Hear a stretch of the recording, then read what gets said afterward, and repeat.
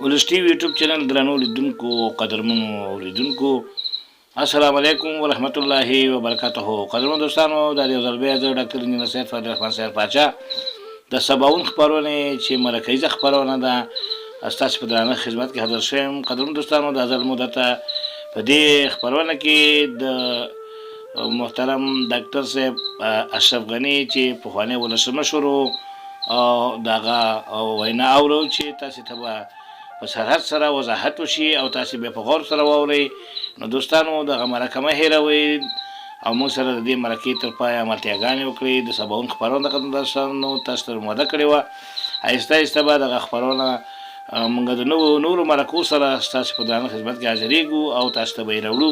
تاسو به زموږ ملتیا کوئ او زموږ د یوټیوب چینل به په یوټیوب کې سبسکرایب کوئ، بیا الکن ته به ګوته وړئ. خدای دې وکړي چې خاصه کړل شوي راستئ قدم دوستانو.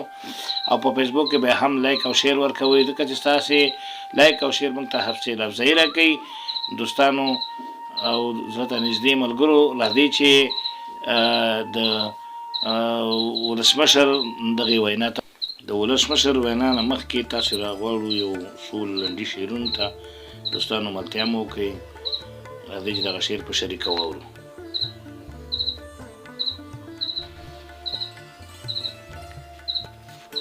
چې وطن جوړوي دا خاینان دي، چې وطن جوړوي دا خاینان دي، چې د بل په لمس سرخیږي غلامان دي.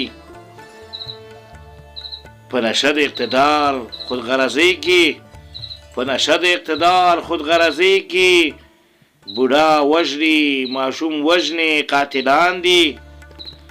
د غریب ولس فریاد آهونه سکړي، د غریب ولس فریاد آهونه سکړي، وطن خرسي بې وجدانه بې ایمان دي.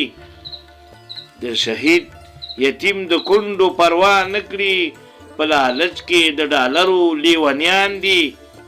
چې کابل یې په سرو وینو لمبولی، چې کابل یې په سرو وینو لمبولی، سره په وینو یې لاسونه جلاتان دي.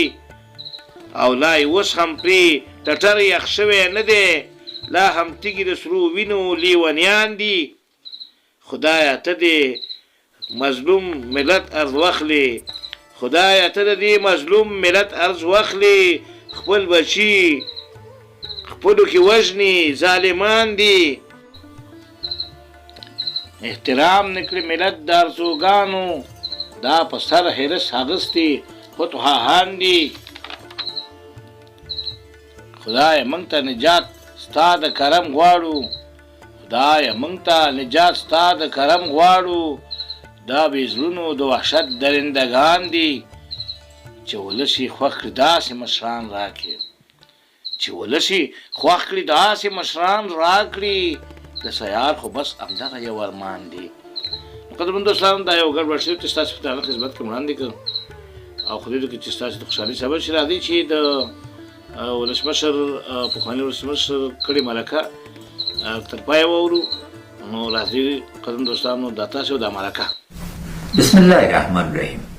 ګرانو هیوادوالو، محترمو خویندو ورونو، هیلهمند یم چې دغه د ناامیدۍ او مایوسۍ شپې به ژر تر ژره ختمې شي او افغانستان به بیرته د آزادۍ، رفاه او پرمختګ په لور خپل مسیر بدل کړي. زما ټول تمرکز او ژمنه هیوادوالو سره د یو سوله ییز ژوند چې د هغه په چوکاټ کې د وینې تویدل ختم شي او ګران افغانستان ثبات، امنیت او پرمختګ ته ورسیږي و او ده. دا مې لا هم اساسي هدف دی. د تیرو څو ورځو پیښې په ډېر سرعت سره رامنځته شوې. مخکې له دې چې زه له هېواد څخه ووځم، ما په دې کار کوو چې طالبانو سره د همه شموله او نماینده حکومت د جوړېدو په سر مذاکرات وکړو، تر څو د قدرت سوله ییز انتقال ته زمینه مساعده او کابل خوندي وساتل شي او د وینې تویېدو مخنیوی وشي. ګرانو وطنوالو، زه په اماراتو کې غواړم د وروستیو تحولاتو په اړه لنډ مسایل در سر شریک کړم. د تیرې یکشنبې پورز ما په خپل کاري دفتر کې عادي ورځنی تقسیم اوقات تعقیبولم. ماسپښین زه دفاع وزارت ته روان وم تر څو د کابل ښار د نظم لپاره سوق او ادارې ته لاړ شم. ناڅاپه زما د فزیکي امنیت مسئولین د دې لپاره راغلل چې یوه لویه توطیه شنډه کړي. زه یې له ساحې وایستم.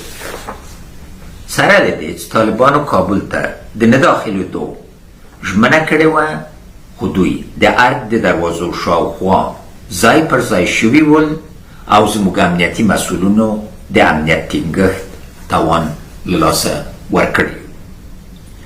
دغه توطیې دوه برخې درلودې. اول، یا من میماندم و شاهد خونریزی و ویرانی کابل می بودم. طالبان و همکاران داخلی و خارجیشان با وضاحت گفته بودند تا من باشم آنها رای مسالمت آمیز نمی بینند. مسئولیتی که به دوش من گذاشته می شد این بود که به خاطر قدرت کابل ویران و خونریزی کوچه به کوچه در کابل مثل سوریه و یمن آغاز شود. دوم، دقایق بعد از این که من مجبور ساخته شدم تا از کابل برایم، طالبان و چهره‌های ناشناس که به زبانهای کشور ما بلد نبودند وارد ارگ شدند. در راه رسیدن به ارگ هیچ مقاومت صورت نگرفت. آنها اتاق با اتاق میگشتند تا مرا پیدا کنند. تصمیم این بود که آنچه 25 سال قبل در افغانستان رخ داده بود تکرار شود. که پاتې وای د افغانستان جمهور رئیس به یو وار بیا د افغانانو د سترګو په وړاندې په دار ځړول شوی وای او یوه لویه شرمناکه تاریخي فاجعه به بیا تکرار شوی وای.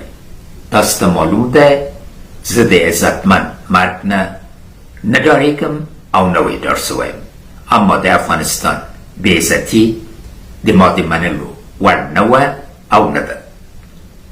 نو زه مجبورم له افغانستانه وایستل شوم تر څو د خونریزۍ او د کابل د ویجاړېدو مخنیوی وشي او هم د افغانستان د تاریخي دښمن لخوا یوه لویه فاجعه چې د افغانستان یو ځای په حقارت زورندېدلو مخنیوی وشي.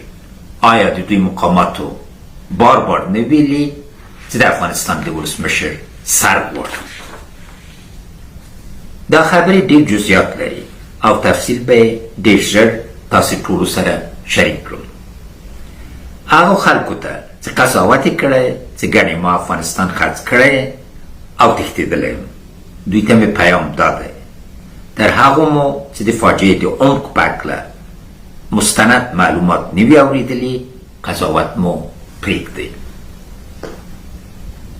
ملا عمر له کابل و او قندار نه ووت، امیر عبدالرحمن خان هم ووت او نور مشران لکه امیر شیلی خان، دوست محمد خان او نور مشران د موږ وتلي وو او دوم مرحلې ته بیا راغلل او خپل د وطن خدمت یې وکړ.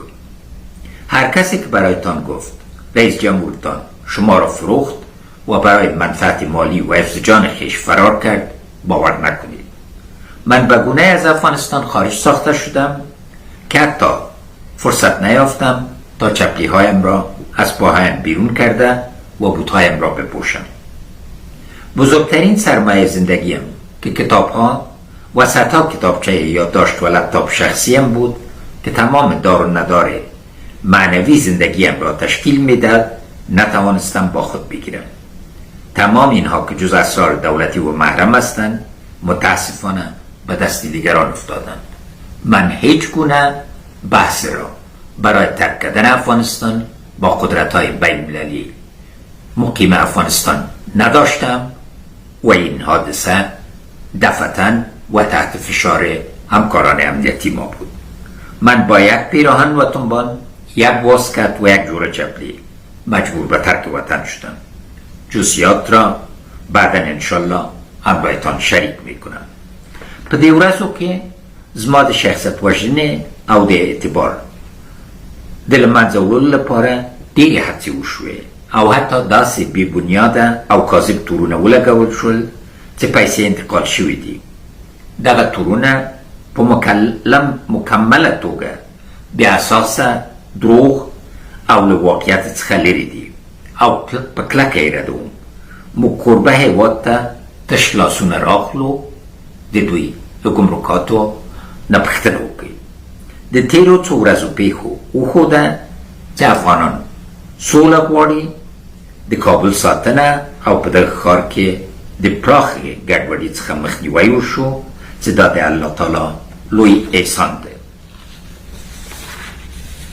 زه د روانو مذاکراتو څخه چې د حکومت لخوا پیل شوي وي اوس د ډاکټر صاحب عبدالله او پخوانی ولسمشر قاضي صاحب پر مخ وړي حمایت کوم. دا پروسه باید بریالی شي. زه د امنیتي او دفاعي ځواکونو څخه مشکور یم او په هغوی ویاړم. هغوی ماته نه ده خوړلې. اصلي ماته موږ په سیاست کې خوړلې ده. په کوم سیاست کې؟ هم د طالبانو د رهبري سیاسي ناکامي وه، هم د حکومت د رهبري سیاسي ناکامي وه، او هم زموږ د نړیوالو همکارانو سیاسي ناکامي وه. دا ناکامي د سولې پروسه وه چې د جنگ په بهیر بدل شو او سره له دې چې بار بارم د ټرمپ په ادارې کې دا پیشګویي کړې وه چې باید سوله د افغانانو د تجربې او بین‌المللي معیارونو په اساس وسي. هغه ونه شوه. زه یو ځل بیا د خپلو ټولو امنیتي ځواکونو د سرښندنو څخه مننه کوم. په دوی ویاړم او افتخار پرې کوم. در آخر برایتان یک پیام مهم دارم. من قصد فرار و جلاوطنی ندارم. فعلا در امارات هستم تا از خونریزی و فاجعه جلوگیری شده باشد. همین حالا در مشوره هستم تا به افغانستان برگردم و به تلاش‌هایم برای تأمین عدالت، حاکمیت افغانها بر کشورمان و اعاده ارزش‌ها و دستاوردهای واقعی اسلامی و ملی مردم افغانستان با هم مبارزه کنیم. تشکر از همه کسانی که پیام‌های دلجویی و احوالپرسی را از داخل و خارج از وطن برای فرستادند. زنده باد افغانستان، تل دی افغانستان، یشسن افغانستان. درستی یوټیوب چینل درنو لیدونکو قدرمن اوریدونکو دا چې زموږ د پروګرام د پای شی بي دي چې بیا د صباؤن یو نوې خپرونې سره ستاسو په درانه خدمت کې زه ډاکټر انجینر صاحب فضل رحمان صاحب پاچا حاضرېږم. د هغه دمه تاسو نه اجازه غواړم. تاسو په لوی بخښونکي او مهربان خدای سپارم. په مخه مو ښه.